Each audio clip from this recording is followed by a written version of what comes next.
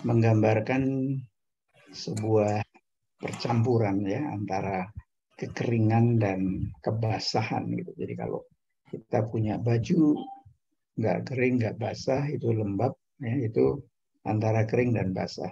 Sementara ada orang yang mau masuk rumah, sebentar.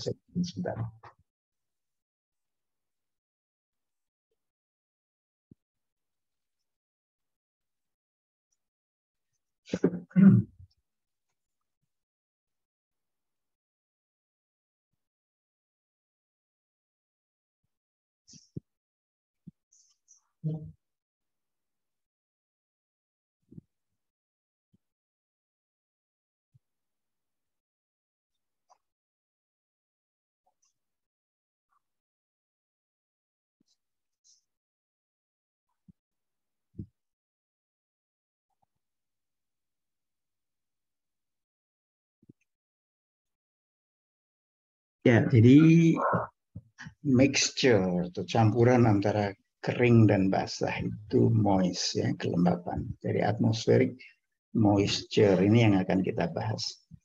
Nah, karena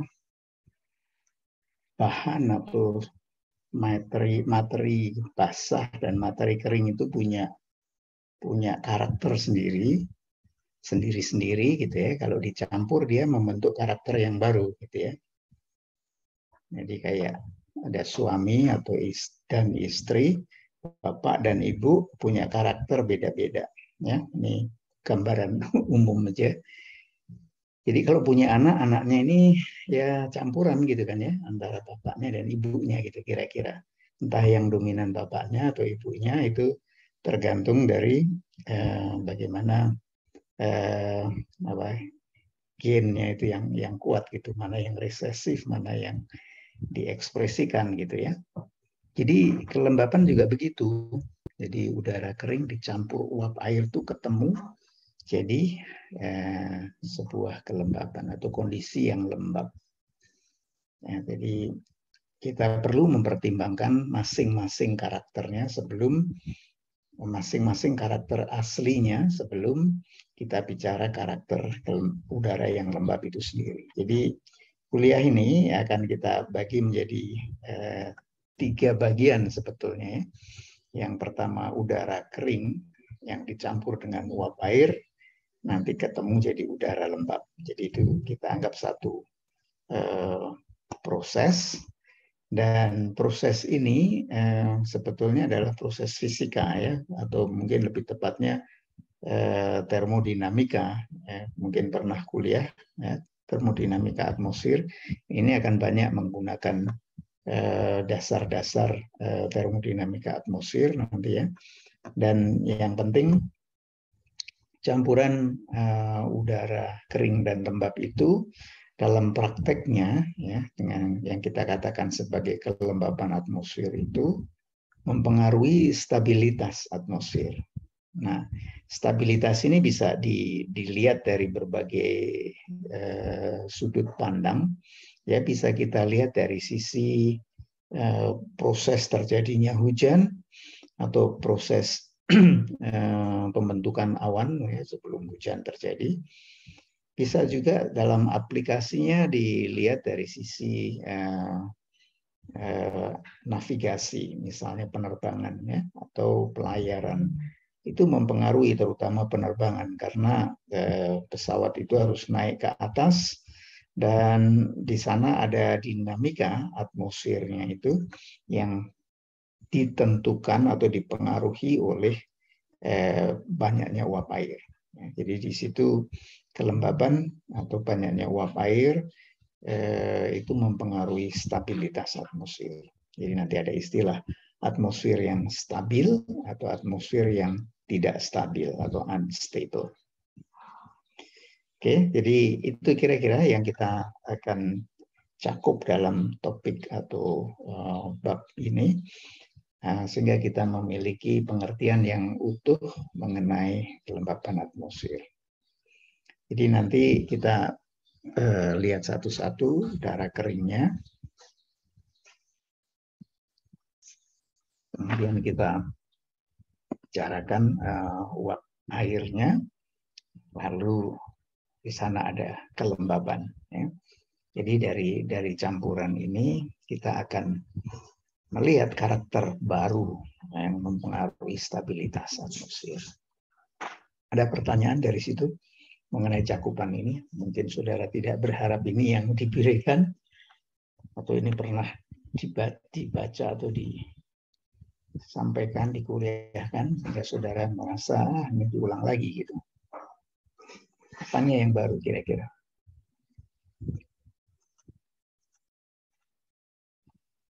Silakan kalau mau beri komentar.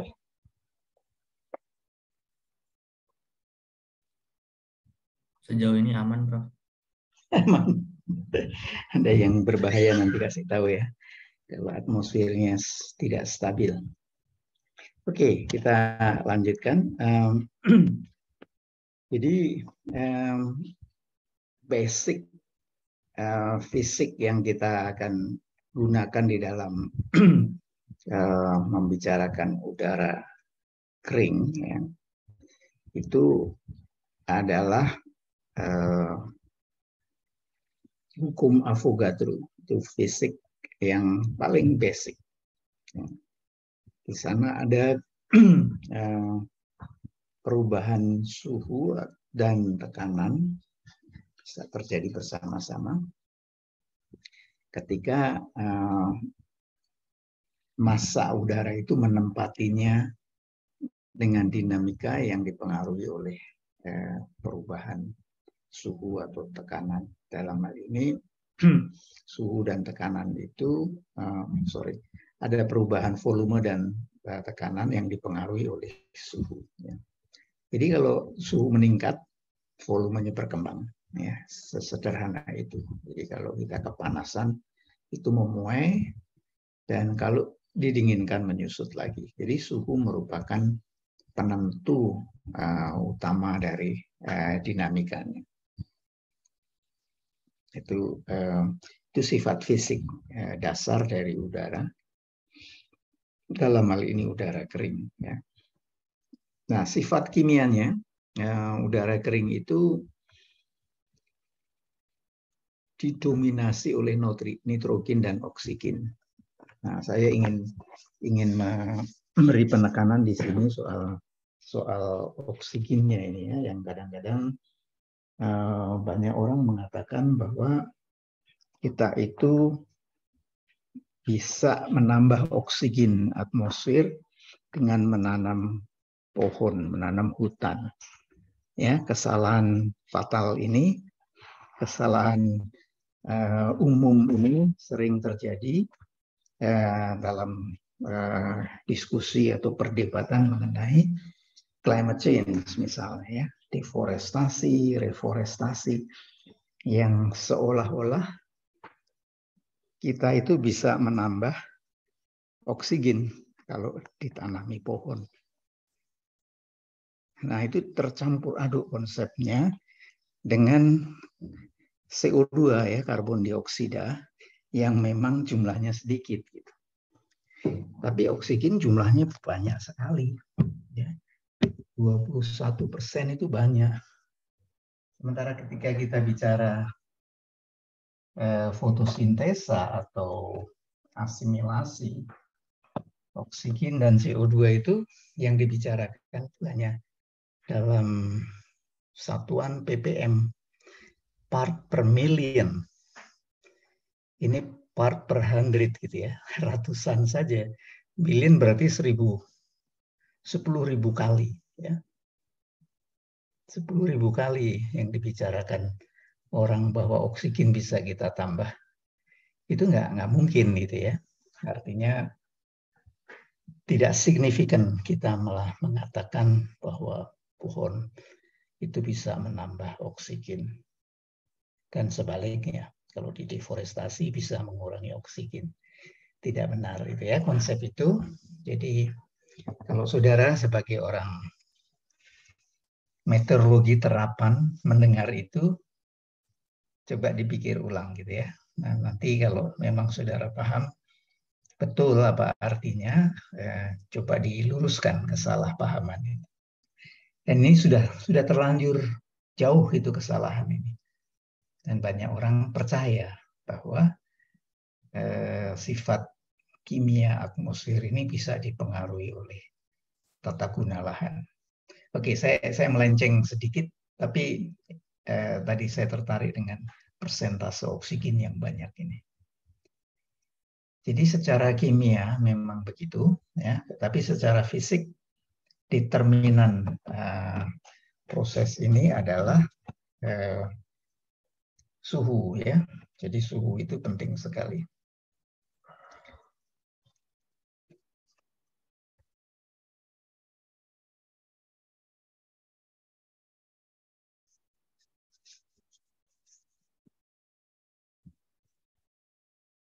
Sorry, saya nggak bisa scroll screen saya.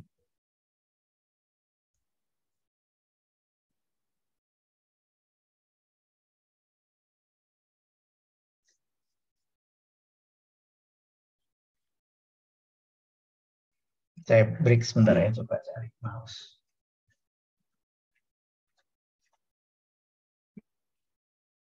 Baik, jadi dengan sifat fisik yang tadi saya katakan sangat dipengaruhi oleh suhu, ada dua hal di sini yang perlu kita perhatikan, ya. Yang pertama adalah perubahan volume dan tekanan. Yang kedua adalah satu parameter yang sifatnya tetap, ya, yang disebut dengan konstan atau konstanta, ya. Dan untuk udara kering, konstanta ini ditetapkan sebesar ini, ya, 8,3 ini. Nah, tetapan ini disebut atau konstanta ini disebut dengan ketetapan gas universal karena dari 3 macam atau 4 atau 5 macam ini didominasi 3 hal ini itu tanpa uap air, ya, tetapan gas universalnya itu 8,3. Jadi itu tidak termasuk uap air. Ini adalah tetapan gas universal untuk udara kering. Ya, nanti kalau ada uap airnya beda lagi. Kalau uap air saja juga berbeda. Jadi tadi awal tadi saya katakan ya, kelembapan itu campuran udara kering dan uap air. Maka tetapan gasnya itu pun berlaku untuk udara kering, untuk uap air, dan untuk campuran keduanya. Yang nilainya berbeda, gitu ya, tetapan gasnya itu. Nah, dengan tetapan gas seperti itu, kita akan melihat bagaimana dinamikanya itu ketika dia dinyatakan dalam wujud yang berbeda. Jadi ini dinyatakan dalam wujud massa, ya, massa udara. Jadi jika massa gas itu diketahui, maka tetapan gas universalnya itu bisa dinyatakan di dalam satuan atau pengertian massa udara kering itu. Jadi R bintang tadi dibagi dengan berat molekul dari udara kering itu, karena berat molekul ini menentukan massa dari udara, dalam hal ini udara kering. Sehingga nilai tetapan untuk udara kering itu dilambangkan dengan R prime ini, ya, R aksen. Jadi karena menyatakannya dalam pengertian massa, ya, nilai itu berubah seperti ini, ya, karena berat molekulnya unitnya berbeda, jadi 2 gram per mol. Jadi kalau tadi unitnya joule per Kelvin per mol, jadi kalau ini dibagi dengan gram per mol, jadi satuannya berubah ini, ya, joule per kilogram per Kelvin. Sama tetapan gas, sama-sama konstanta, tapi unitnya bisa berbeda. Ya, itu yang ketiga yang perlu diketahui, ya. Yang pertama bahwa suhu menentukan, yang kedua ada konstanta, dan konstanta itu bisa dinyatakan dalam berbagai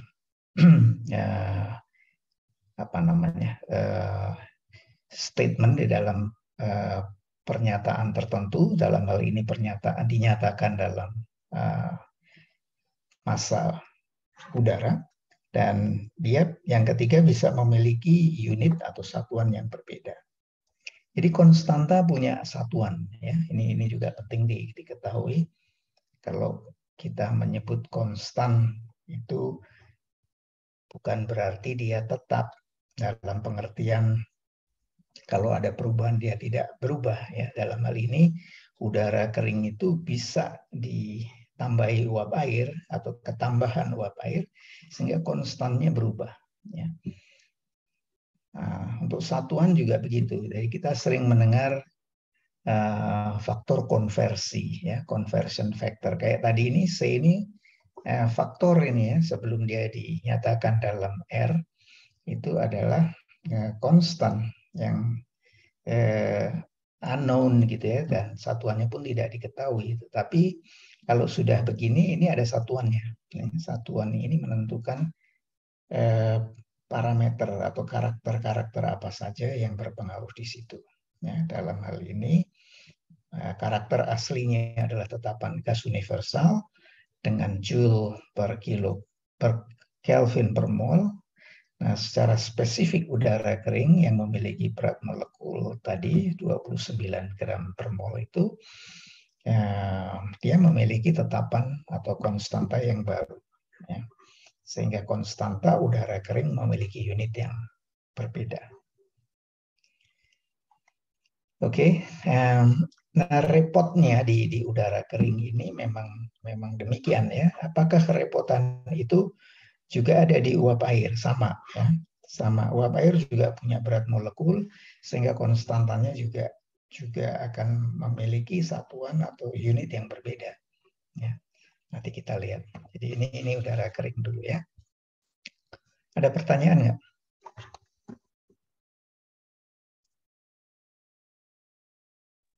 Belum ada, Prof. Aman-aman, ya. Oke, jadi kita ingat, ya, ini angka dan satuan. R aksen untuk udara kering. Nah, nanti untuk udara yang lembab, kita loncatin sementara. Untuk uap air, bukan udara lembab, punya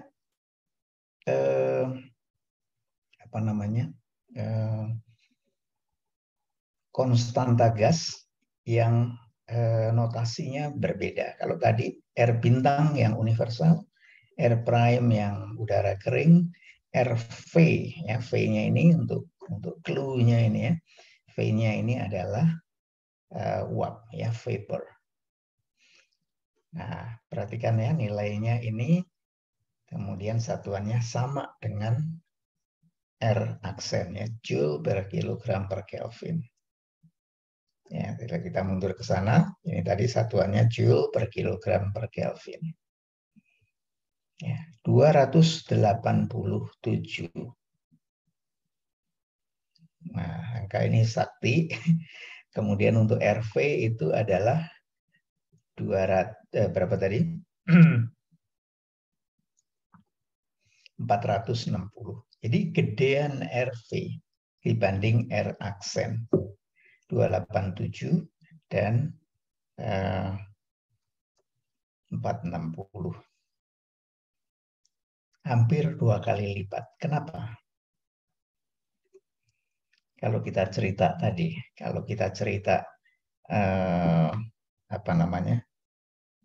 perubahan suhu dan tekanan, perubahan tekanan dan volume karena suhu. Ya tentu, ya, karena untuk meningkatkan volume atau menurunkan tekanan uap air itu perlu suhu yang lebih banyak, ya, perlu suhu yang lebih besar, ya. Karena di sana tidak hanya udara kering saja, ya. Di dalamnya ada uap air, sehingga perlu energi untuk membesarkan volume atau menurunkan tekanan yang lebih besar, ya. Energinya diperlukan lebih besar. Nah, energi itu memang dinyatakan dalam T ini, ya, suhu ini. Jadi untuk memuaikan uap air, memuaikan udara lembab yang mengandung uap air itu lebih berat untuk dibanding memuaikan udara kering. Di alam apa contohnya kalau saudara melihat itu? Kalau saudara berada di ruangan ber-AC, ya, itu kan relatif kering, ya, dingin dan kering. Karena ruangan itu oleh mesinnya, ya, diambil udaranya, lalu mesin itu memprosesnya dengan cara mendinginkan, lalu mengembalikan udara yang sudah dingin itu sambil mengeluarkan kondensatnya, ya, mengeluarkan uap air yang terkondensasi. Nanti kita bicara kondensasi setelah chapter ini. Nah, bentuk dari kondensasi itu di AC ada selang untuk netes-netesin air itu, ya. Sehingga udara yang dikembalikan ke ruangan ber-AC itu udara yang sudah kering dan sudah dingin. Terus begitu, ya. Sehingga ada sirkulasi antara ruangan dan di luar ruangan. Ya, kalau kita berada di depan mesin AC itu panas. Karena dia mendinginkan udara yang panas. Tapi setelah udara di dalam ruangan sudah dingin, kok dia tetap panas gitu, ya. Kalau kita berdiri depan AC. Ya, karena mesin itu punya motor yang bekerja, ya, dia mengeluarkan panas juga. Jadi pekerjaan motor itu berat kalau ruangannya dingin, panas atau ruangannya lembab. Nah, karena itu ini tadi konstanta gas untuk uap air ini lebih tinggi dibanding konstanta gas udara kering. Karena untuk mendinginkan udara di dalam ruangan diperlukan energi yang lebih besar. Diperlukan T yang dalam hal ini penurunan suhunya yang energinya itu besar sekali. Jadi kalau kita ada di ruangan ber-AC, jangan buka pintu, jangan buka jendela gitu, ya. Karena secara konstan mesin itu, motornya itu harus bekerja terus-menerus untuk mendinginkan dan mengeringkan udaranya. Nggak dingin-dingin, nggak kering-kering, karena ruangan dibuka terus gitu, ya. Orang nggak sadar bahwa itu membebani mesin AC itu, motornya terutama. Dia bisa cepat rusak dan ruangan tidak pernah sedingin yang kita harapkan. Ya, jadi selain bicara soal oksigen tadi, mahasiswa geomet bisa bicara soal efisiensi energi, ya, dengan ruangan yang ber-AC. Anda orang yang paling sadar, paling aware mengenai termodinamika dan pasti tidak akan melakukan hal yang tidak efisien dengan membuka pintu atau jendela ketika AC sedang hidup. Ya. Nah, ini karakter mahasiswa yang tahu soal, nggak usah geomet pun, ya, kalau dia tahu prosesnya seperti itu, maka kita bisa melakukan tindakan individu yang membantu komunitas kita. Ya. Jangan biarkan AC hidup. Kalau ruangan terbuka, matikan saja gitu, ya. Kalau memang orang nggak suka pakai AC gitu, ya, atau nggak sadar bahwa AC-nya nyala.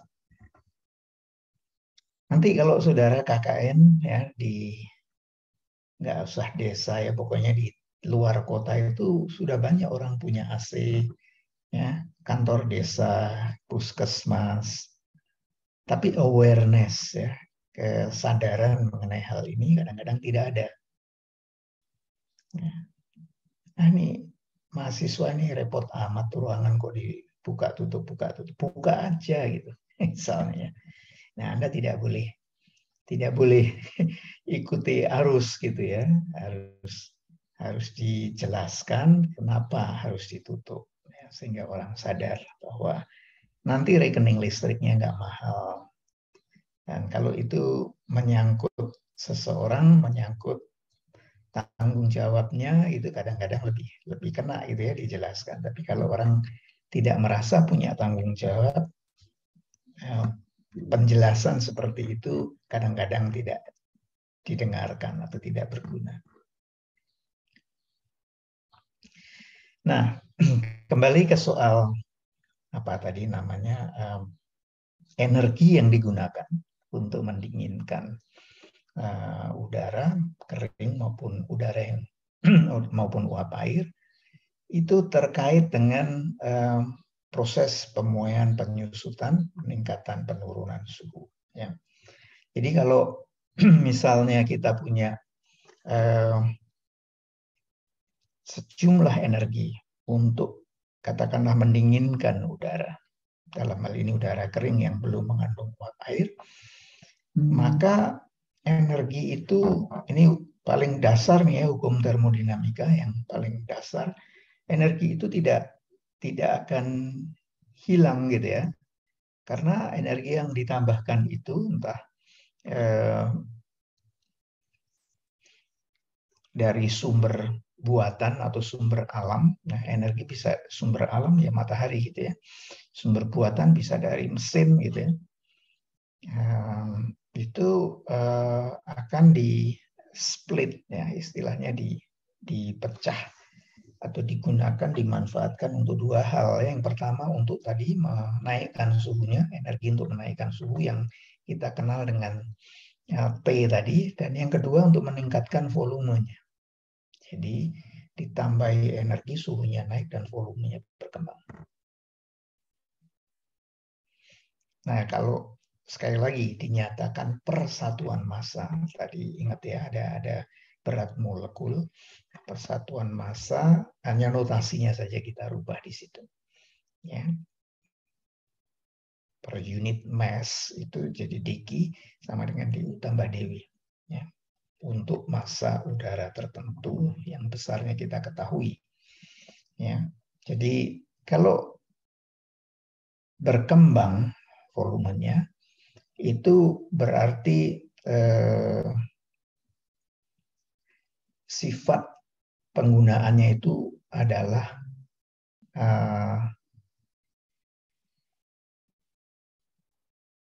internal ya. Jadi kalau kita kembangkan itu secara internal, dia gak kelihatan tetapi volumenya bertambah. Ya.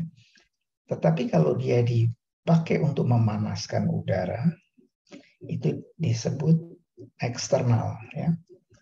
Jadi penambahan energi itu menyebabkan peningkatan suhu secara eksternal.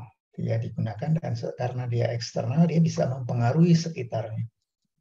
Ya, internal ini untuk meningkatkan volume.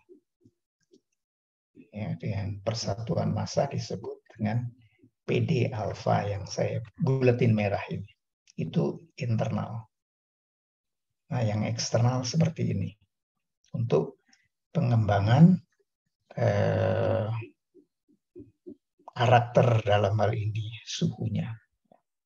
Dan energi yang ditambahkan itu secara eksternal itu dinyatakan dalam bentuk yang saya lingkari ini.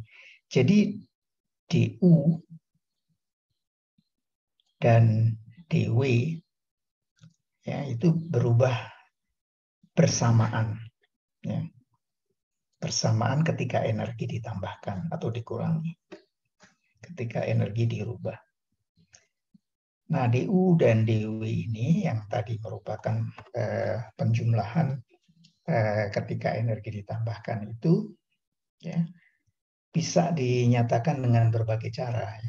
Yang penting di sana adalah bahwa energi itu tidak hilang ya, dia dirubah saja bentuknya untuk internal dan eksternal itu. Dan pernyataannya ada dua di situ yang berwarna merah ini. Ya, kalau dia didominasi untuk merubah volume, itu yang berubah adalah alfa. Ya. Kalau dia didominasi untuk perubahan suhunya, yang berubah adalah tekanannya. Ya. Tapi di sana tandanya ada yang negatif. Ya. Hati-hati di situ. Ya, yang alfa DP itu persamaan nomor 18 itu nilainya negatif. Ya. Karena di sana secara eksternal suhu itu menyebabkan tekanannya yang turun. Ya. Jadi kalau udara dipanaskan itu tekanannya turun, suhunya naik. Jadi dalam meteorologi, kalau ada pusat-pusat tekanan rendah, ya berarti di situ terjadi pemanasan yang intensif. Low pressure, ya kalau kita lihat peta sinoptik, ya, peta cuaca, itu ada pusat-pusat tekanan ya, isobarik yang garis-garisnya itu menghubungkan pusat daerah-daerah yang lokasinya punya tekanan yang sama. Pusat tekanan yang rendah itu selalu terkait dengan suhu yang tinggi. Artinya itu bisa diinterpretasikan bahwa di sana terjadi dinamika yang luar biasa, akan terjadi uplifting udara yang membawa uap air, dan mungkin di situ memiliki peluang yang besar untuk terjadi hujan. Jadi kalau saudara lihat peta sinoptik dengan L di tengahnya, itu low artinya. Kalau H itu high pressure. Ya. Jadi kalau ada pusat tekanan rendah karena pemanasan, ya, makanya ini negatif. Ya, DP-nya ini perubahan suhunya mengarah ke perubahan tekanannya ini mengarah ke tekanan yang rendah. Ya, low pressure. Ingat ya itu aplikasi dari termodinamika ini yang dengan penambahan energi itu bisa dipakai untuk menambah volume dan menambah tekanan, merubah tekanan. Itu berlaku di alam. Gitu. Ya. Jadi kalau dipakai secara eksternal, PD alfa yang bersama 14 ini, suhunya tidak banyak berubah, ya, didominasi oleh perubahan volume. Di sini didominasi oleh perubahan tekanan yang makin negatif. Nah, dua pernyataan perubahan suhu, perubahan volume dan tekanan karena perubahan energi ini berlaku untuk proses-proses di atmosfer, ya, yang tadi saya singgung sedikit mengenai isobar itu, ya. Kalau kita punya isobar berarti tekanannya itu nol gitu, ya. Artinya penambahan energi itu tidak menyebabkan perubahan tekanan. Jadi tempat-tempat yang energinya bertambah tetapi tekanannya tidak berubah, itu bisa dikatakan sebagai tempat yang isobarik, ya. Tempat itu secara spasial gitu, ya, kalau dihubungkan dengan tempat lain yang tidak mengalami perubahan tekanan, itu bisa ditarik garis, dan garis itu bisa makin panjang gitu, ya, tetapi kecenderungannya melingkar karena ada pusat tekanan yang negatif atau pusat tekanan yang positif. Bisa ada pusat tekanan yang high pressure dan ada pusat tekanan yang low pressure. Jadi kalau dia low, makin keluar pusat tekanannya itu low, makin keluar dia akan membesar. Kalau dia high, makin keluar makin kecil, gitu, ya.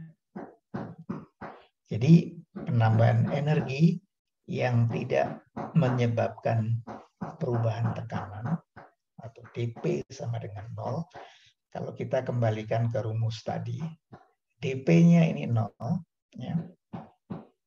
maka penambahan energi itu hanya dipakai untuk penambahan suhu, ya, perubahan secara eksternal saja.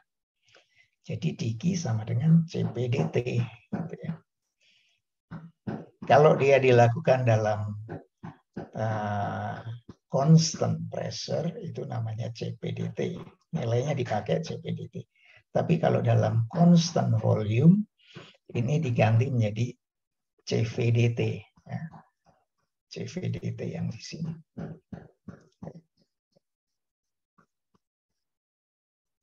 Nah, ini mungkin mulai mikir kita ya, mulai membingungkan. Kenapa ada CV, kenapa ada CP? Ya. Jadi kalau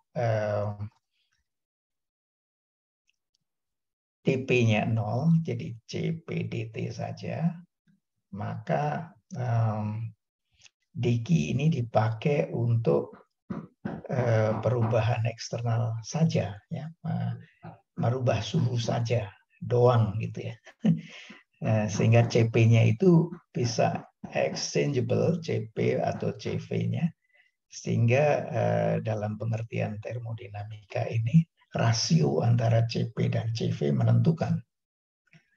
Apakah nilainya beda ya? Ya beda sekali, karena CV itu hampir separuhnya dari CP. Sekali lagi, seperti R tadi, ini adalah konstanta ya, yang memiliki satuan sama dengan, ingat tadi ya, dengan apa? R ya, dengan konstanta gas. Konstanta universal maupun udara kering yang unitnya seperti ini. Jadi kalau kita kurangkan 1004 dengan 717 ini, berapa itu beda?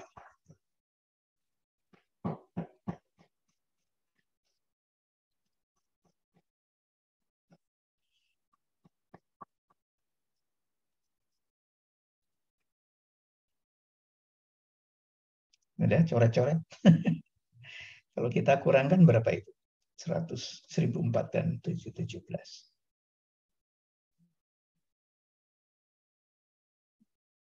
287, Pak. 287, Pak. 287 itu angka ini ternyata. 287 itu adalah R prime ya. 287 itu adalah konstanta gas udara kering. Menarik ya. Jadi CP, konstanta gas untuk tekanan tetap dikurangi CV adalah, ya, itu adalah sama dengan konstanta gas udara kering. Ya, 287 ini tidak kebetulan, tetapi secara fisik menunjukkan bahwa kalau udara kering itu didinginkan atau dipanaskan pada tekanan tetap, ya, dibandingkan dengan pada volume tetap, yang membedakan adalah konstanta gas udara kering itu sendiri. Jadi apa artinya C di sini? Baik CV maupun CP. Ya. Jadi udara itu secara internal kan tadi dikatakan memuai ya, tetapi secara eksternal menambah energinya. Nah, pemuaian dan penambahan volume, pemuaian atau penambahan volume dan penambahan energi, ya, itu ada ongkosnya, ya, lebih efisien dia meningkat dengan volume tetap. Artinya sebagian besar dari energi yang ditambahkan itu digunakan untuk meningkatkan suhu. Ya, dia hanya perlu 700. Tapi kalau untuk memuai dengan tekanan yang berubah, dia perlu hampir 2 kali lipat. Dan perbedaannya itu adalah konstanta gas udara kering itu. Ya. Ini yang menarik dari termodinamika ini. Lalu fenomena yang kedua yang terkait dengan penambahan atau pengurangan energi adalah proses isotermal. Oke, energinya ditambahkan tetapi suhunya tidak berubah. Loh, kok bisa? Oh, bisa saja. Ya. Jadi kalau isotermal itu DT yang 0 ya, sehingga dQ itu sama dengan minus alfa dP. Ya, kalau kita lihat rumus tadi, ya, kalau DT 0 tinggal minus alfa dP. Ya, penambahan energi itu menyebabkan perubahan tekanan yang negatif. Atau kalau kita pakai rumus yang ke-14, penambahan energi itu dengan suhu tetap DT0 isotermal itu berbanding lurus dengan peningkatan volume. Ya. Positif. Jadi semua energi yang dipakai itu dipakai untuk meningkatkan volume, tidak ada yang dipakai untuk meningkatkan suhu. Jadi ini kondisi ini ada dua kemungkinan berarti ya kalau DT0 itu. Ya, kalau tadi DP0 hanya satu kemungkinannya karena di sini tidak ada DP tapi D alfa. Tapi kalau DT ada dua kemungkinannya. Oke. Nah, apa artinya di alam itu kalau kita punya garis yang menghubungkan tempat-tempat yang memiliki suhu sama itu isotermal.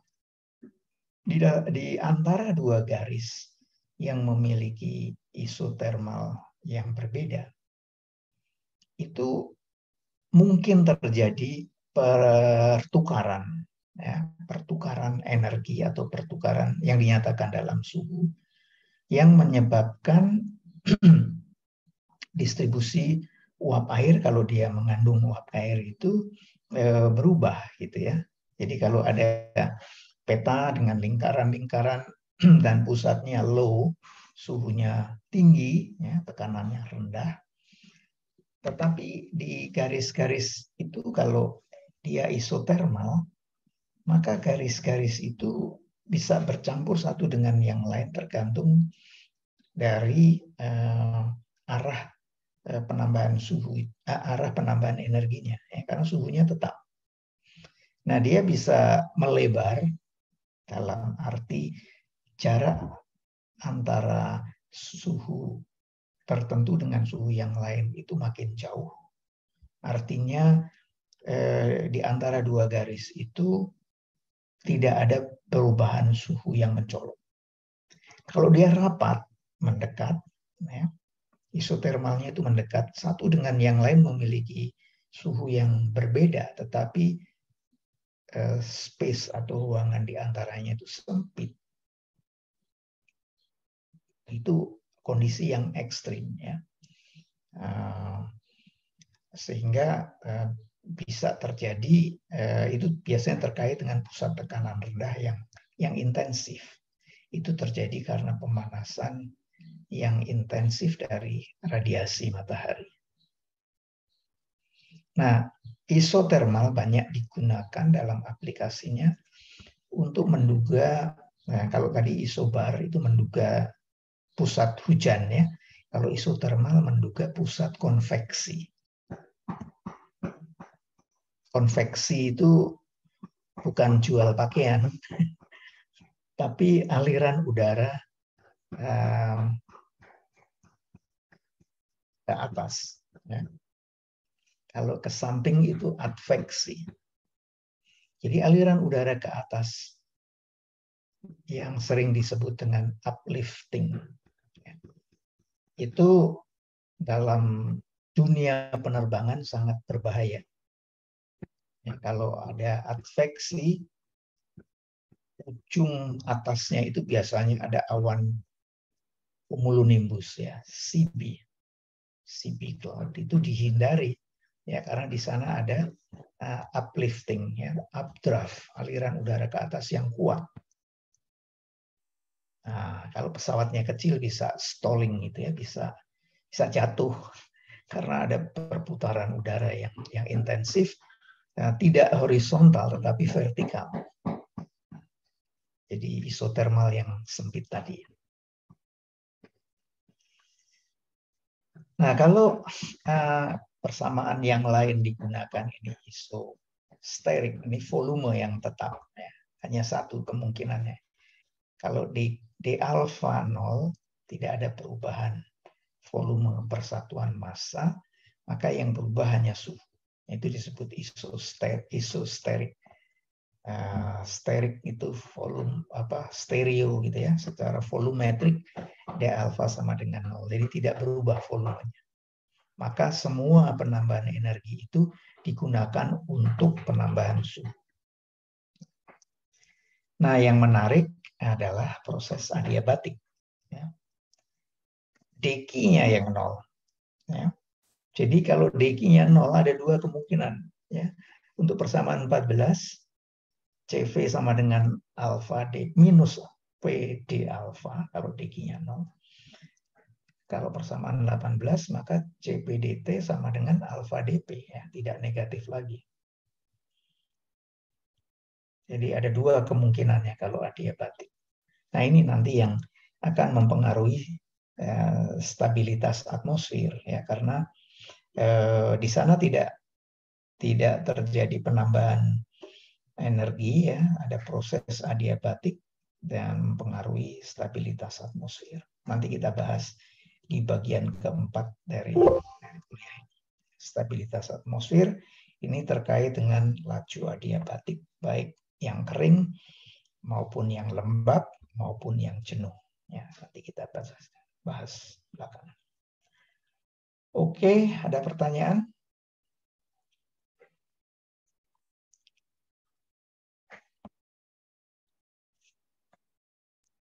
Belum ada, Prof. Belum. Punten izin tanya, Prof. Ya, silakan. Ini tadi rada bingung juga yang konsep eksternal internal itu, Prof. Punten. Pertanyaannya apa, Mas? Konsep eksternal internal itu tadi gimana ya, Prof? Pengertiannya gitu ya. Ya, jadi gini, kalau Anda makan satu piring, nggak gemuk-gemuk gitu ya, tiap hari makan satu piring. Tapi ditambahin nih ransumnya tiap hari 3 piring ya, pagi, siang, sore 3 piring kan. Tapi nggak gemuk juga, tetap kurus. Ada kan orang yang seperti itu ya, makanya banyak berapa piring pun dia nggak pernah gemuk. Karena semua energi yang ditambahkan itu dipakainya untuk kerja keras. Jadi dia langsing terus. Ya, jadi energi yang ditambahkan itu untuk kegiatan yang eksternal. Tetapi ada juga orang yang makan sedikit saja, minum air saja tambah gemuk gitu ya. Itu sebagian besar untuk keperluan internalnya. Ya. Volumenya tambah gitu. Tapi ini tidak langsung terkait, yaitu hanya ilustrasi saja, karena itu terkait juga dengan genetik dari orang itu gitu ya. Tapi intinya kalau saudara membayangkan ya di atmosfer ini ada parsel udara seperti itu kira-kira, kembang kempisnya dihubungkan dengan penambahan energi. Atau mungkin yang lebih dekat contohnya itu balon ya, balon kalau kita tiup itu kan mengembang gitu ya. Tiup lagi terus ditiup akhirnya meletus. Ya, karena dia tidak tahan dengan tambahan energinya. Ya. Bursting. Nah, meletusnya ini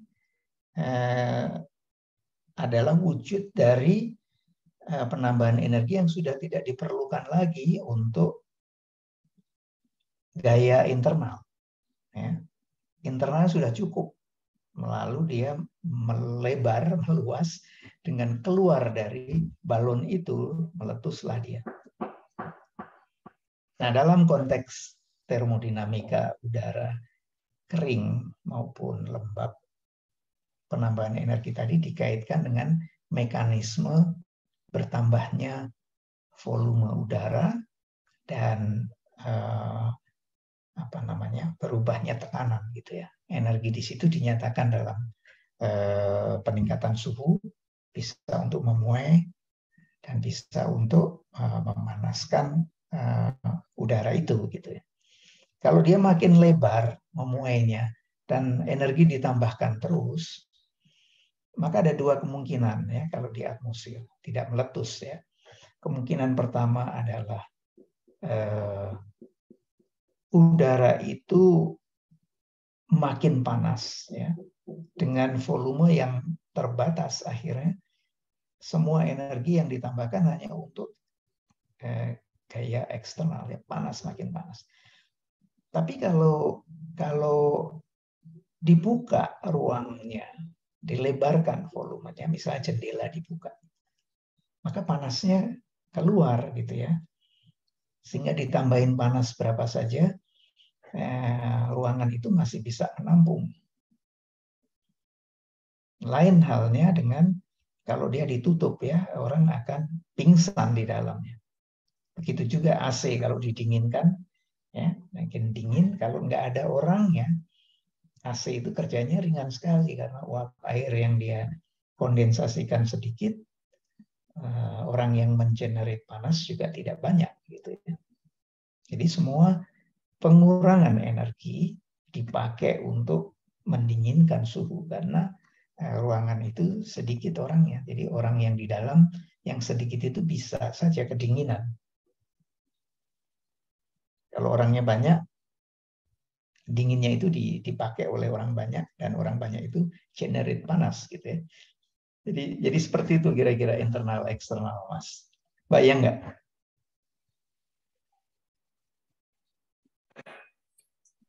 Ya Pak, makasih. Tapi kalau semisal parselnya itu udah penuh, energi eksternal itu didistribusikan kemana berarti Pak? Ke parsel yang lain atau gimana? Ya, kalau di atmosfer bebas ya, dia tadi misalnya ada pusat tekanan gitu ya, lalu ditambah tidak ada penambahan energi, maka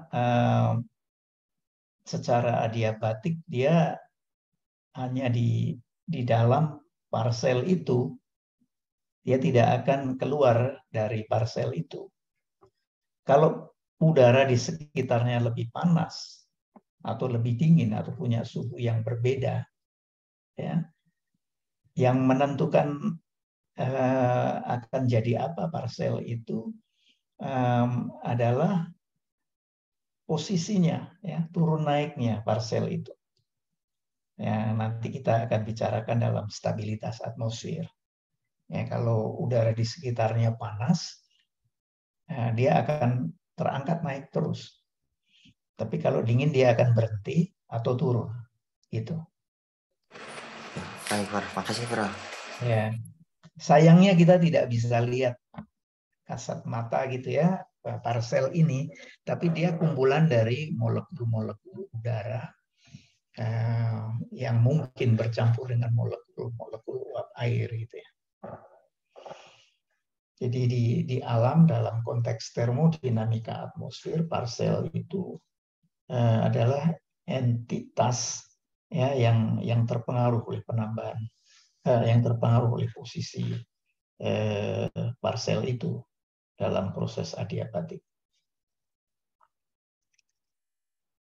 Oke, tadi kita mengurangkan CP dan CV. Nah, konstanta uap air itu dikasih notasi tambahan ini ya. CP-nya namanya CPV, CV-nya namanya CVV. Ya, kalau tadi 700 sekian dan 1004, sekarang 1390 dan 1850. Kalau dikurangi berapa nilainya?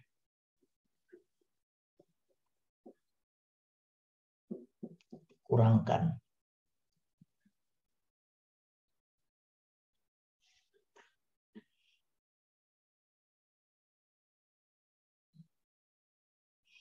Nah, 460, Bro. 460 bull size ya, sama dengan RV. Ya. Tadi juga begitu ya. CV dikurangi CP itu 289 sama dengan R aksen. Ini sama dengan RV. Jadi perbedaan antara konstanta ini sama perbedaan antara konstanta CP dan CV untuk uap air yang dikasih notasi V tambahan itu memang adalah konstanta gas untuk uap air ya dalam hal ini. Dan unitnya satuannya sama di sini ya, sama dengan tadi. Jadi ini adalah satu statement fisik ya yang bisa saudara jelaskan kenapa perbedaan antara kedua karakter atau konstanta itu mencerminkan konstanta gasnya. Jadi saudara bisa lihat nanti literatur kenapa hal itu terjadi, kenapa hal itu bisa demikian gitu ya.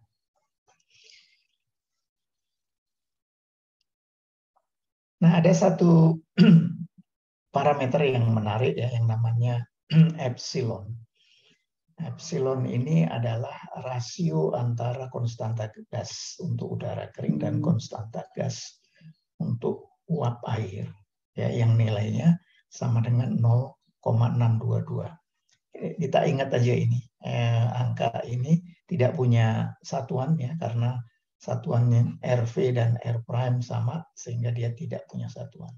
Ini rasio dari dua konstanta gas.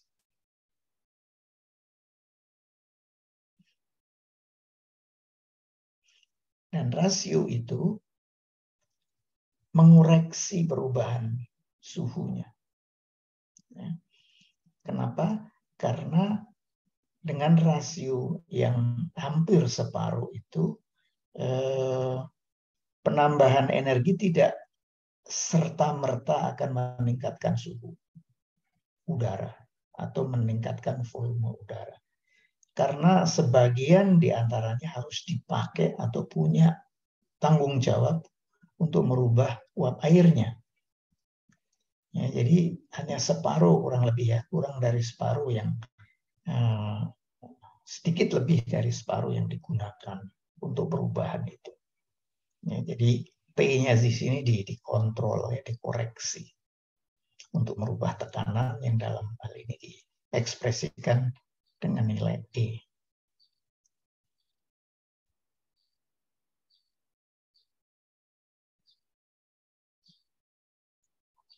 Nah, uap air di atmosfer dinyatakan dengan berbagai cara ya. Ini agak unik ini ya.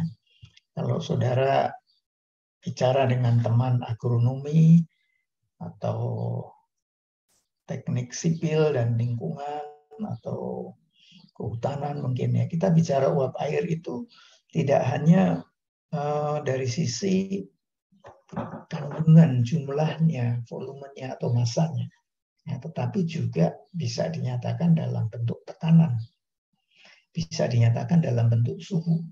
Ya. Umumnya orang di luar sana bicara dalam bentuk kelembaban.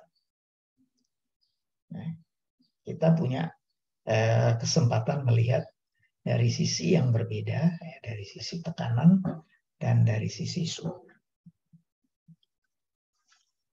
Ya, dengan notasi-notasi itu, saudara bisa melihat bahwa E, ES, dan perbedaan antara ES dan E atau defisit tekanan itu juga gambaran mengenai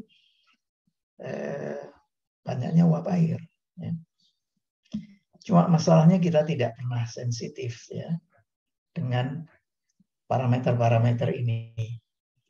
Kalau suhu kan kita lumayan lah ya. Sekarang suhunya berapa di ruang, di kamar kos saudara atau di kampus? Ya mungkin 27, 28, 29 ya salah 1 derajat gitu. Nanti agak siang naik lagi. Kalau kita di bawah pohon nggak terlalu banyak naiknya. Itu ya. Rata-rata kita antara 26 sampai 31. Gitu. Daily fluctuation-nya kecil. Dan kita bisa tahu langsung dalam derajat Celcius. Itu suhu. Tapi tekanan udara kita nggak pernah ya sensitif. Ini berapa ya tekanannya? Satuannya apa itu aja belum tentu banyak orang tahu. Gitu. Nah kita tahu satuan tekanan itu kan milibar. Tapi berapa angkanya tekanan udara di sekitar kita itu nggak sensitif kita. Tidak punya sensor. Kulit kita tidak didesain untuk sensing tekanan, tapi mungkin sensing suhu dengan kesalahan yang relatif kecil. Tapi tekanan tidak. Saudara bisa ngerasain perubahan tekanan nggak?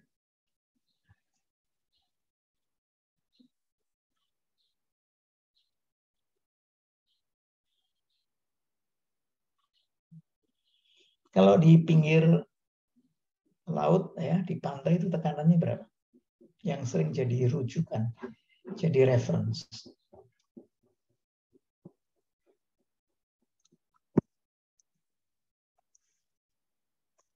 Satu ATM bukan dua. Satu apa? PM. ATM.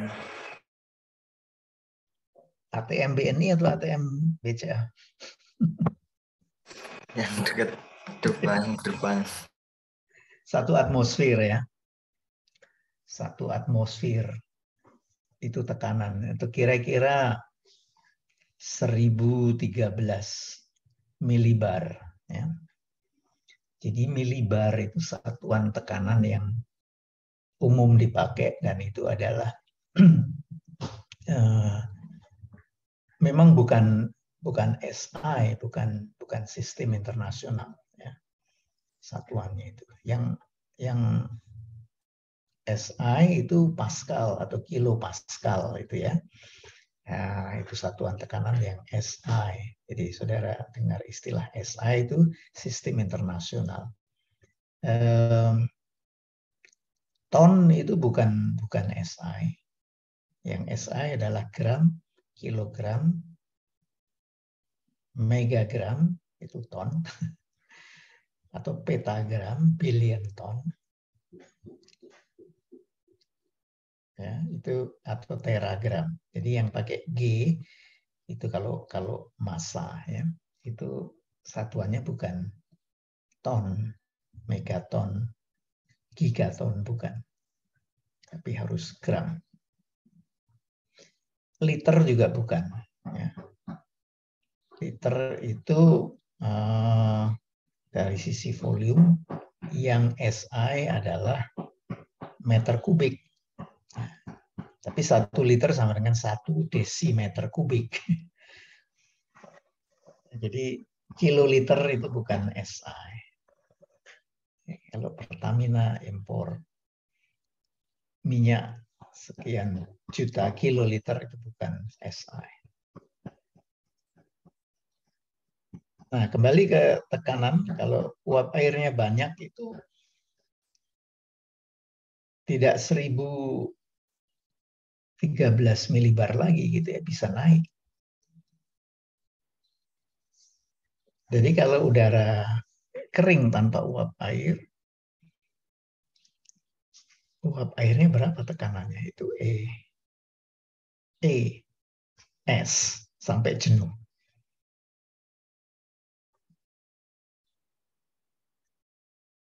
Rata-rata ya udara normal seperti ini itu punya tekanan uap.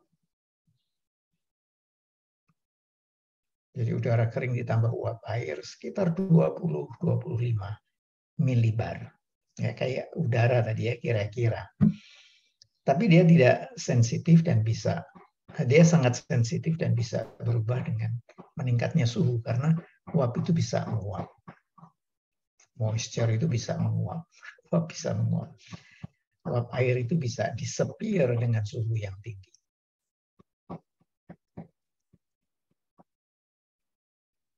Ada ribut ketok-ketok ya, kedengar di sana. Enggak begitu, Pak. Gaduh ya? Enggak begitu terdengar. Kedengar? Sedikit, Pak. Ya, tetangga saya ini ketok.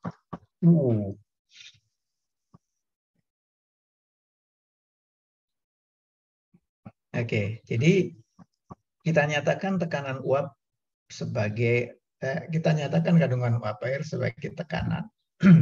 Kalau dia jenuh ya perlu 30 milibar misalnya ya daripada kondisi suhu yang ada. Dan perbedaan antara yang jenuh dan yang tidak jenuh itu disebut defisit. Ya, nanti kita sampai ke sana apa gunanya kita tahu defisit itu adalah angka yang sangat dinamis ya. Kalau defisitnya 5 dengan defisitnya 10 itu tidak berarti udara di situ lebih nyaman gitu ya. Bisa saja yang 10 itu terlalu kering, yang 5 itu terlalu lembab mungkin ya, tergantung dari suhunya.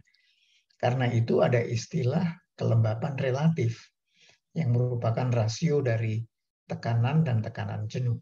Ya, tekanan uap E dan tekanan uap jenuh ES. Ya, rasionya itu tergantung dari banyaknya uap air.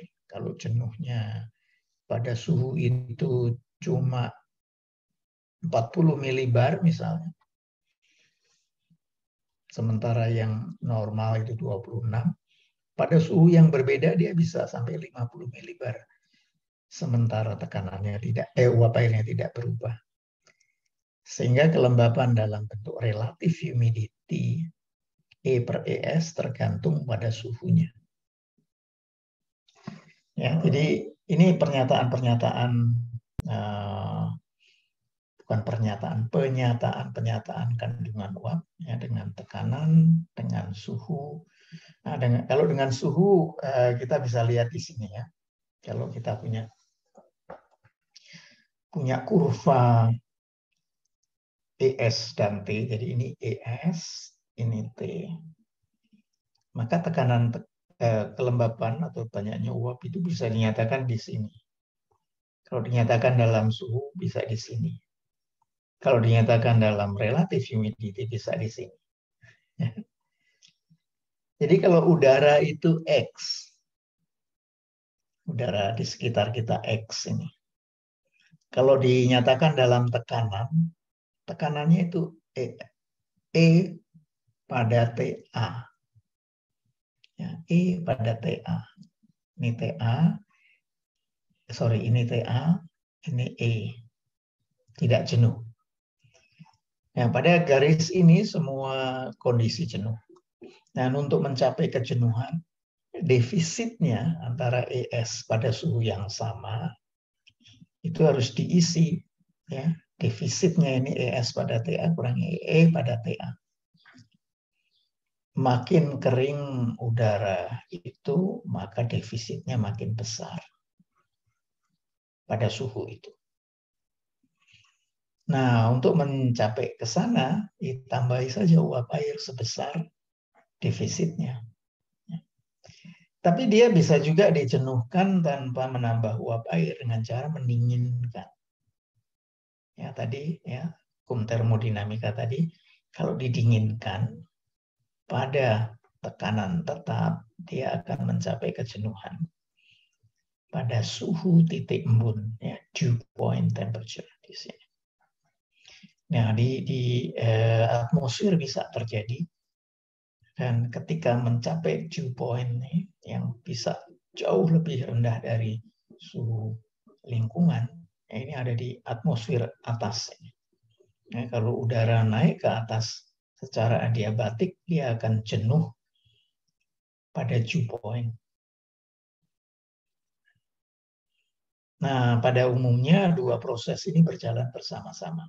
Ya, sehingga yang tercapai adalah resultantenya tidak terlalu dingin, tapi juga tidak terlalu banyak uap air yang diperlukan. Ini ES pada TW, ini wet bulb temperature ini. Ini juga bentuk penyataan dari kelembapan pada suhu ini. uap air, udara yang tidak jenuh dengan uap air itu mencapai kejenuhan dengan pendinginan dan penambahan uap air. Ya, tadi ingin. Jadi TW juga salah satu bentuk pernyataan kelembapan.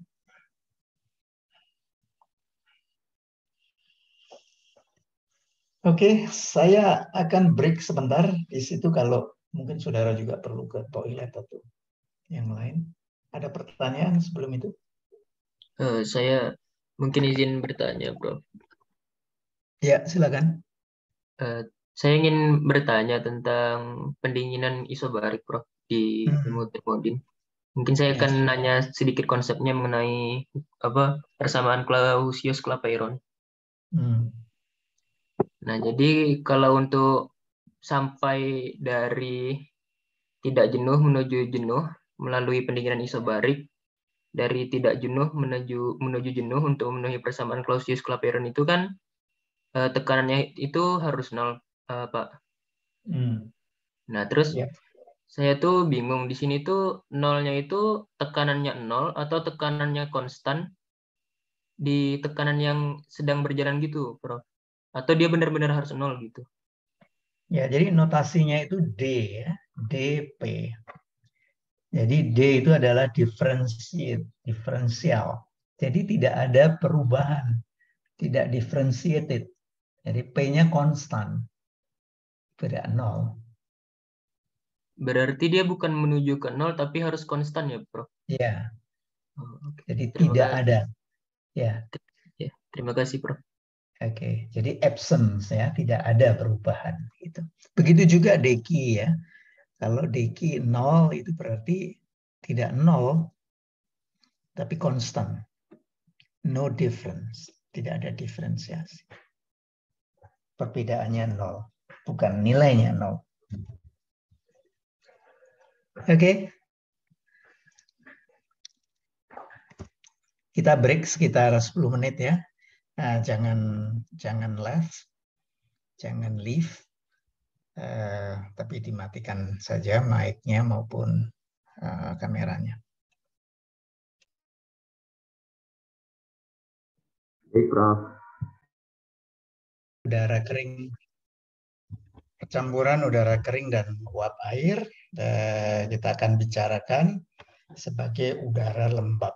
Ya, kalau uap airnya saja tadi dinyatakan dalam kelembaban yang menyatakan banyaknya atau kuantitas uap air. Sekarang kita secara spesifik membahas bagaimana kalau udara itu bercampur kering dan uap menjadi udara lembab.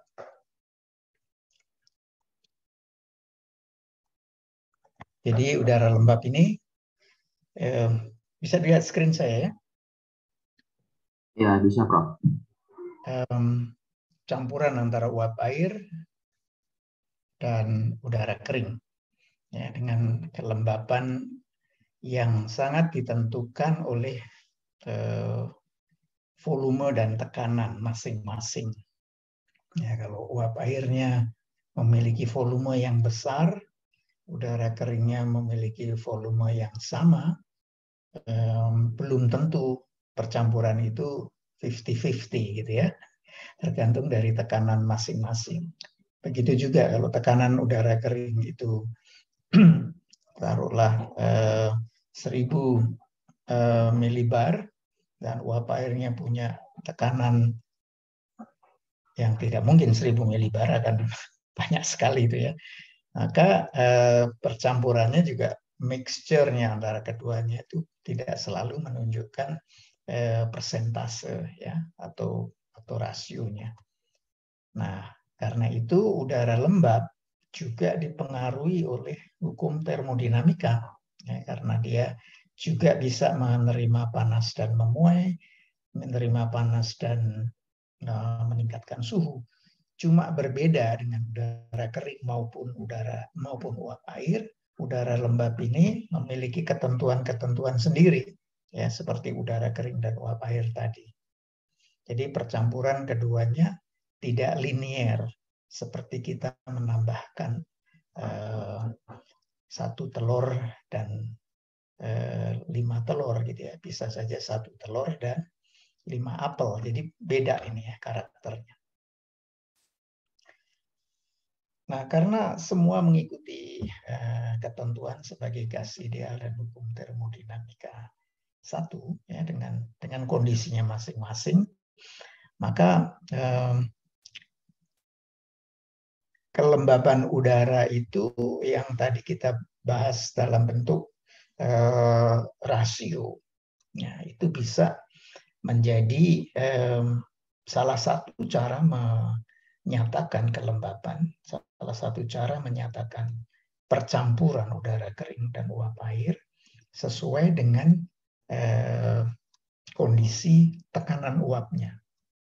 Ya, karena itu dia dikatakan relatif, ya, relative humidity atau RH, ya, yang notasinya adalah H kecil, ya, tidak ada notasi RH, itu hanya sebutan saja relative humidity, tapi notasi fisiknya itu adalah H yang merupakan rasio EA dan ES. Dan angka ini juga tidak memiliki satuan persen gitu ya. Biasanya RH itu kan dalam persen. Jadi H itu 0,8, 0,4 gitu. Tidak 1. Kalau 1 itu sudah jenuh. Kelembaban itu juga bisa dinyatakan dalam rasio antara massa dan volume yang disebut dengan absolute humidity, ya, massa uap airnya dan volume udara yang ditempati. Absolute humidity ini biasanya dipakai sebagai gambaran mengenai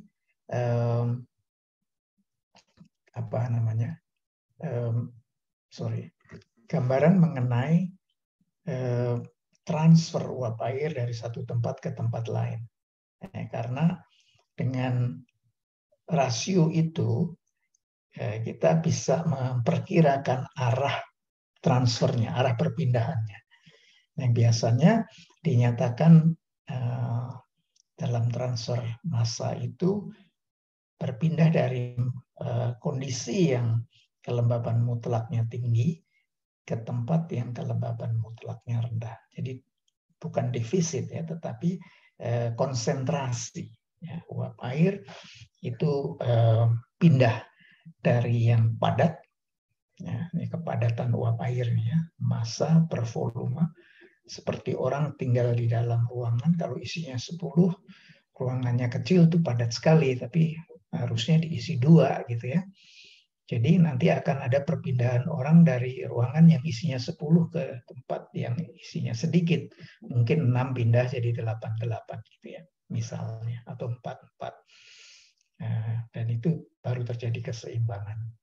Nah, kelembaban mutlak berguna untuk menyatakan mass transfer. Kelembaban relatif tidak bisa karena dia dipengaruhi oleh suhu. Ya.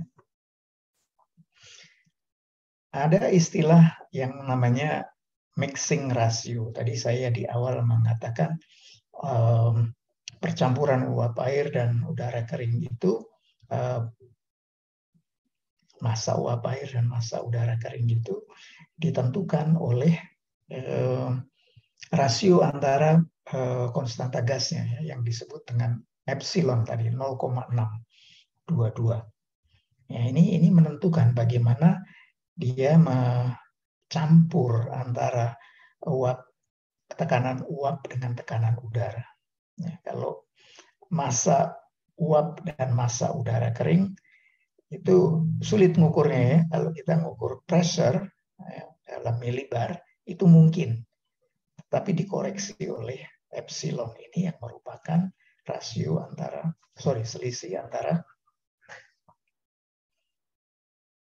selisih atau rasio antara R prime dan RV ya. Tadi kita bicara epsilon, mundur lagi ya. Saya lupa. Nah, 0,22 ini rasio antara R prime dan RV ya, bukan selisih.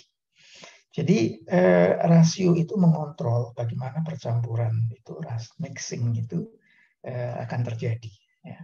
Jadi tidak hanya tekanan melulu, tetapi dikoreksi dengan konstanta gas rasionya. Lalu pernyataan lain mengenai kelembapan ini adalah specific humidity yang mirip sebetulnya dengan mixing ratio. Ya, kalau kita lihat bedanya di sini MV per MA, di sini MV per MA plus MV. Nah, karena massa uap air ini kecil, ya, sehingga di sini ada penyederhanaan, gitu ya. Ini adalah rasio antara tekanan uap dan tekanan uap dikurangi dengan macam-macam ini, di mana E itu kecil sekali, ya, sehingga perbedaannya ini kecil, sehingga dia bisa disimplified, ya, atau di round up sama dengan P, yang tidak lain dan tidak bukan adalah mixing ratio juga. Ya. Jadi kelembapan jenis mirip pengertiannya dengan kelembapan nisbah percampuran atau mixing ratio. Karena massa uap yang kecil dibanding massa udara yang besar, jadi tekanannya juga tidak signifikan untuk membedakan antara nisbah percampuran dan kelembapan jenis. Oke, jadi itu udara lembab, ya, yang di dalam pengertian sehari-hari sering secara praktis dinyatakan secara relatif, tetapi untuk menyatakan perpindahan massa uap air dari satu tempat yang relatif padat uap airnya ke tempat lain, itu berguna dengan mendiferensiasikan antara defisit absolute humidity-nya itu, jadi konsentrasi uap air, mass per volume. Baik, yang terakhir adalah soal pengaruh dari keberadaan uap air dan posisi parsel udara yang nanti akan mempengaruhi bagaimana dinamikanya secara adiabatik di dalam atmosfer itu. Kalau tidak ada uap airnya, meskipun jarang terjadi, ya, ini mungkin secara teoritis, kecepatan perubahan suhunya itu tidak dipengaruhi oleh penambahan atau pengurangan energi. Diki perubahannya itu 0, tetapi dipengaruhi oleh posisi atau DP yang berubah-ubah menurut ketinggian. Ya. Jadi udara kering itu mengalami perubahan suhu secara adiabatik karena dPdZ-nya yang berubah, ya, sehingga dia mempengaruhi dTdZ yang dikoreksi dengan rasio dari konstanta ini semua konstanta, ya, tetapi yang menentukan adalah suhu. Ini konstan, ini konstan, ini konstan. Konstanta maksudnya, bukan tetap. Nah, dengan rasio atau perubahan yang seperti ini, di mana suhu dipengaruhi oleh ketinggian, perubahan suhu dipengaruhi oleh ketinggian, maka secara adiabatik perubahan itu merupakan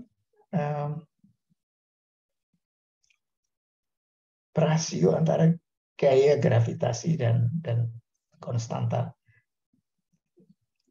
udara untuk kapasitas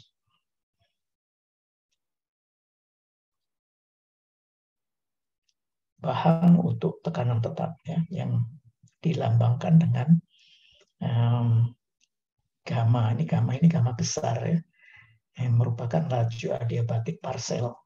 Jadi dia dipengaruhi oleh ketinggiannya, gitu ya, intinya itu dibagi dengan CP. Kenapa tidak CV? Ya.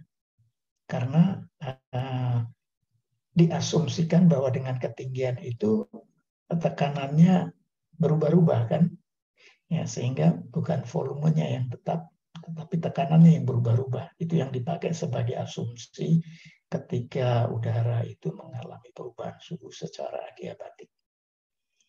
Nah, ini juga konstanta, ya, kalau dibagi itu nilainya per ketinggian 100 meter itu hampir 1.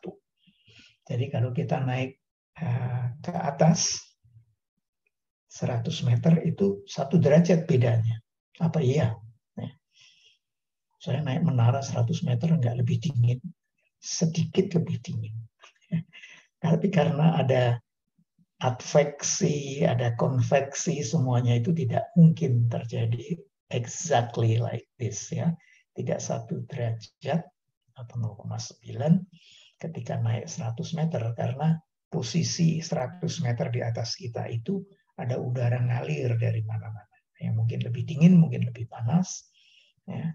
Dan ada radiasi yang terjadi di situ yang bisa meningkatkan suhu kalau dia dirubah menjadi sensible heat.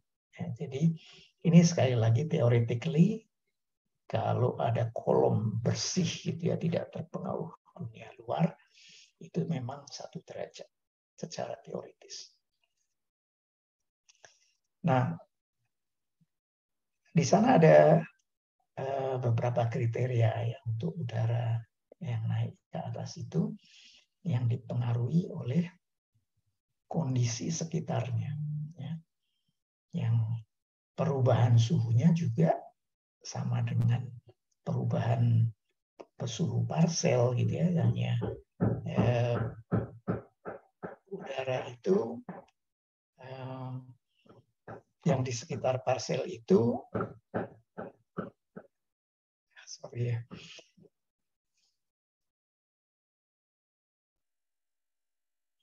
tidak mengalami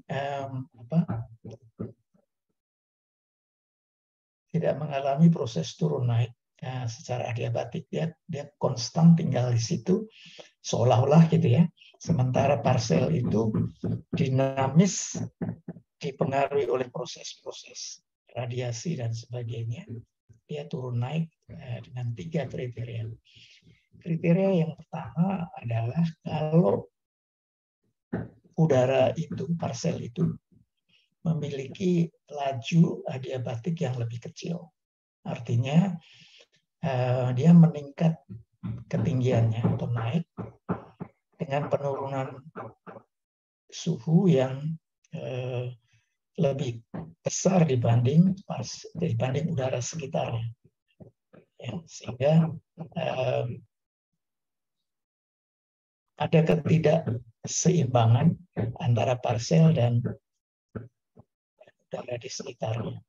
Nah, kalau dia naik lebih cepat atau berubah suhunya lebih drastis,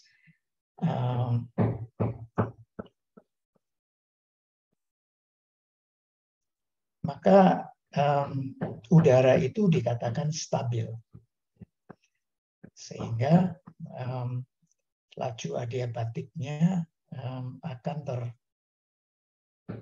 terhambat, ya, karena pada satu titik parsel itu akan terhenti untuk tidak naik dan menurunkan suhu lagi.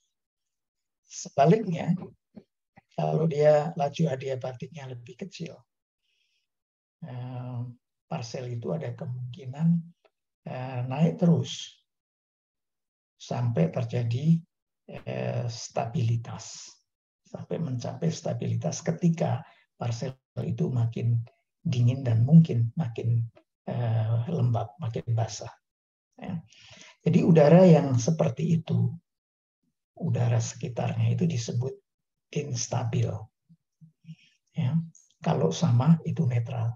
Nah, kriteria itu digambarkan dengan matematis seperti ini. Ya, kalau dia instabil, berarti parsel yang naik ini tadi dz-nya lebih tinggi ya, slope-nya lebih tajam ketimbang ketimbang udara di sekitarnya. Tapi kalau parsel itu memiliki dt/dz yang lebih kecil dibanding udara di sekitarnya, maka udara itu dikatakan stabil. Ya, bukan parsel ya, tapi udaranya. Nah, kondisi stabilitas ini menentukan apakah ya, satu lingkungan atmosfer itu memungkinkan terjadinya kondensasi tanpa ada penambahan energi atau perubahan energi, penambahan atau pengurangan. Nah, kalau dia terus secara adiabatik naik lalu mencapai kejenuhan pada level yang namanya condensation level, nanti kita bicarakan kondensasi.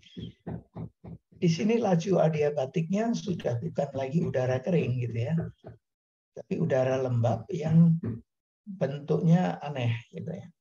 Tidak lagi seperti waktu dia masih belum kondens yang linear, ya dia bisa kuadratik seperti itu. Artinya dia mendekati pola stabilitas udara, pola udara yang stabil. Ya. Kenaikan suhunya tajam, penurunan suhunya tajam. Ya. Kenaikan yang tajam ini tidak menyebabkan perubahan suhu yang tajam, sehingga karena sebagian dari penurunan suhu itu dipakai untuk energinya itu untuk mengembunkan, ya, mengkondensasikan, memadatkan uap air itu sehingga terjadi kondensasi. Jadi ada latent heat yang dikonsum oleh uap air yang mulai jenuh. Ya, jadi kalau evaporasi itu membutuhkan uap air, dia merilis latent heat, ya, sehingga penurunan suhu yang tajam tadi digagalkan, ya, atau dikurangi lajunya, ya, yang tadinya tajam seperti ini, lalu dengan tambahan uap air itu kondensasi menyebabkan rilis atau lepasnya energi bahang laten, maka lajunya dihambat, ya, tidak setajam sebelumnya.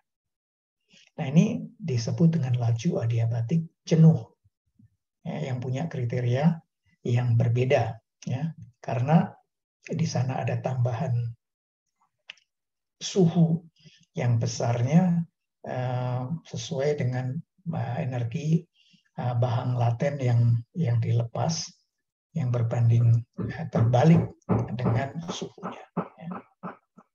Jadi, kalau sudah tinggi sekali, perubahannya itu makin kecil atau pengurangan suhunya makin kecil. Kalau masih rendah, pengurangan suhunya lebih besar. Jadi penggagalan atau penundaan penurunan suhu itu lebih besar ketika dia ada di dekat permukaan. Makin tinggi makin berkurang. Nah, kriteria itu jadi lebih kompleks ketimbang kriteria stabilitas udara kering. Tapi kalau kita ambil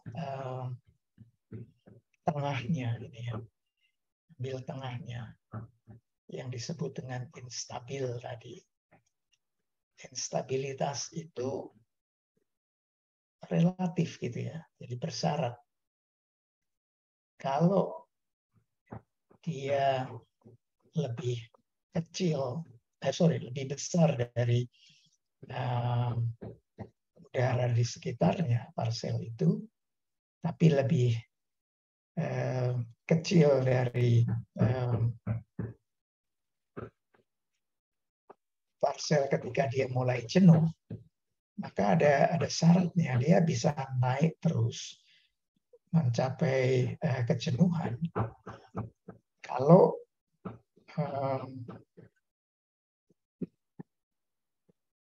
uap air yang dijenuhkan itu tidak terlalu banyak, sehingga laju adiabatik lembabnya itu lebih besar ketimbang udara di sekitarnya.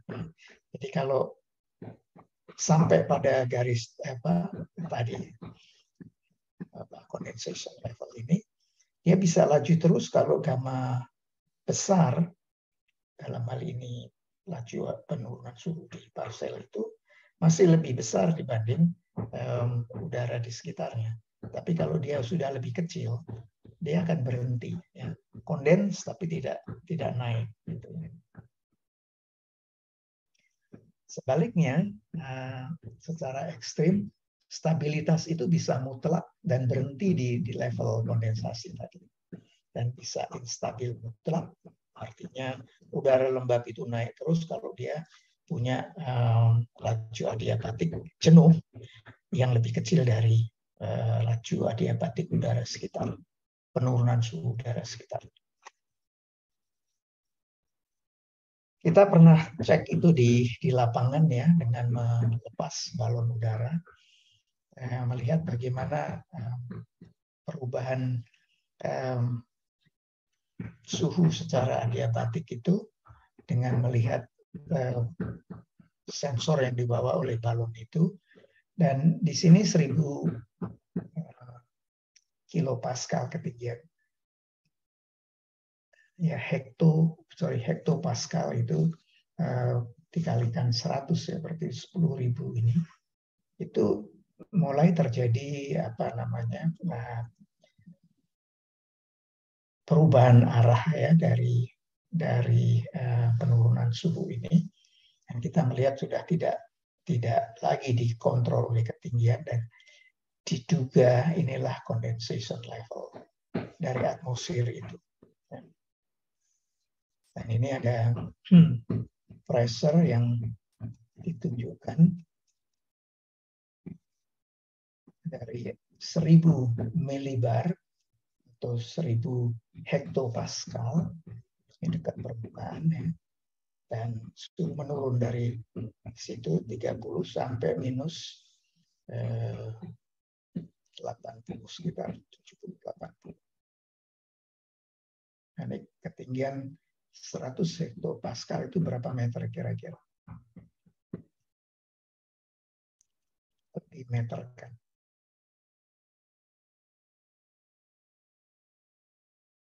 10.000? 1.000?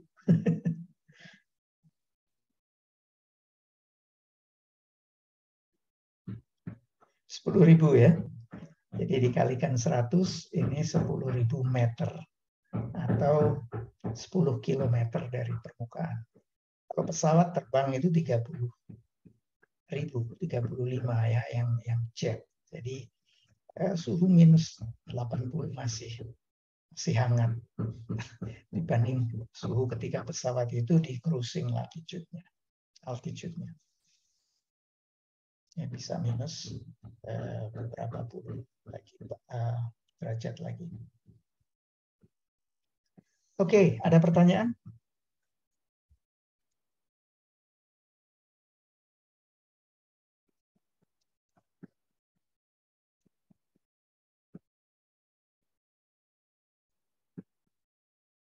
Sepi.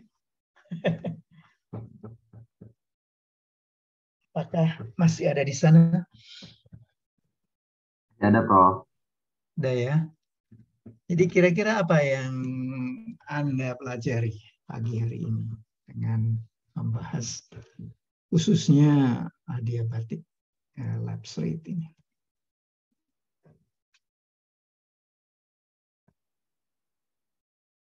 Dari sisi teori maupun aplikasi.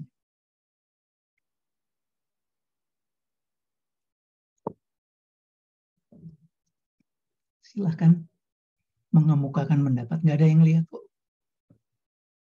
Semuanya close, kan? Mendengar suara Anda saja kayak saya cuma suara doang.